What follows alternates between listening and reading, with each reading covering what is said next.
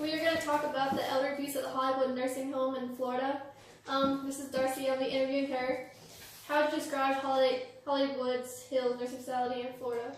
Well, Hollywood Hills nursing facility in that area of Florida was one of the nicest facilities. It had a really nice website, and it really targeted families that had individuals that were most likely in the hospital and could not go home, directly home after a patient visit to the hospital.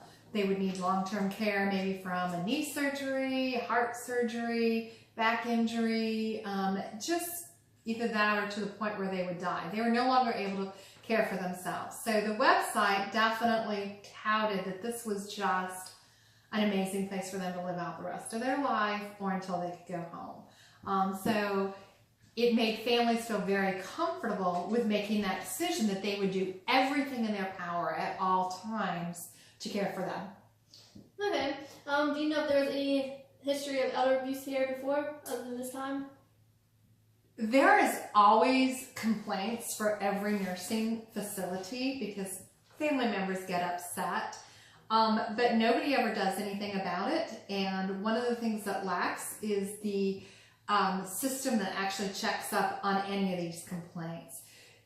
There had been a number of complaints, and complaints of severe neglect and severe abuse, but none of that came to light until after this situation. So it should have been shut down long before this hurricane hit because of the abuse, but it was not because the system, the state system, failed to do their proper check, almost like social services not making house calls to homes of children that are being neglected.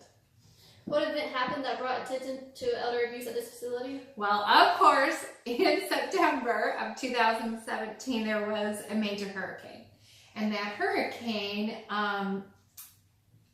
took out trees, took out power lines, and basically shut down Florida. There was so much rain, and this particular facility had a tree that fell on their generator and caused them to go without power.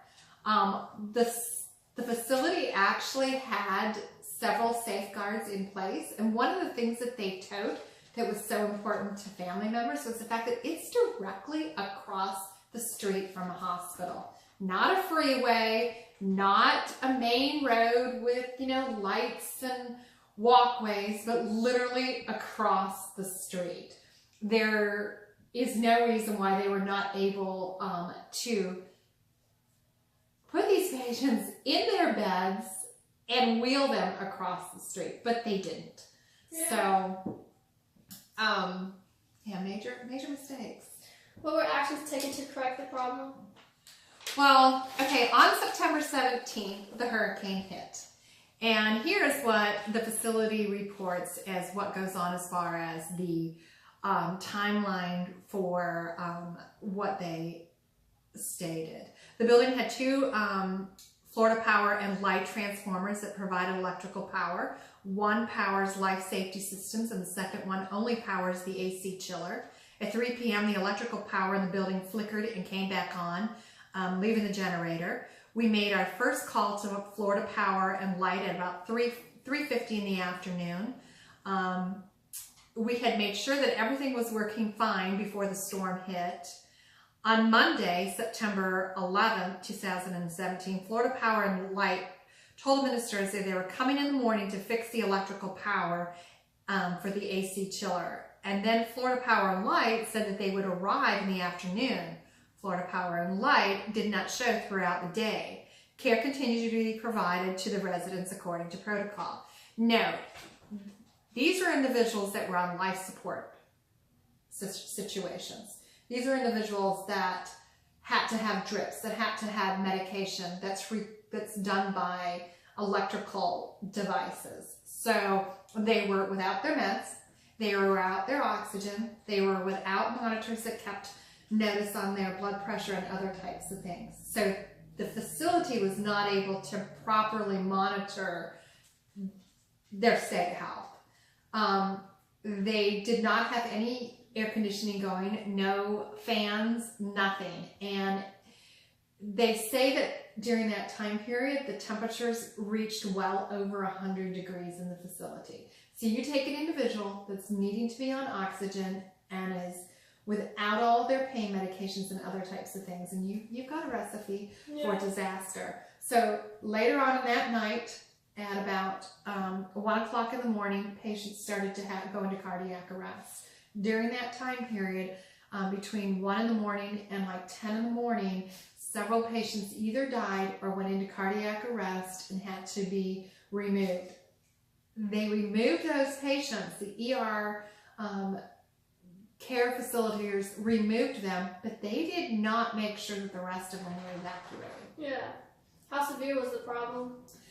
In the end, 12 individuals actually passed away, and 2 more passed away at a later time that we still believe that are related to the original lack of care during this hurricane. What actions took place by authorities to stop the abuse? They finally investigated all the claims and realized that these individuals had had abuse and neglect going on for a long time. The facility was shut down. They lost their license. The individuals that were caring for the individuals lost their licenses to go to other facilities and do the same type of lack of care to somebody else, to another facility. Yeah. Can you describe for me the circumstances in Florida that resulted in the deaths of 14 elderly individuals? Well, of course, a hurricane, but they had a hospital that was across the street that they could have wheeled those individuals across.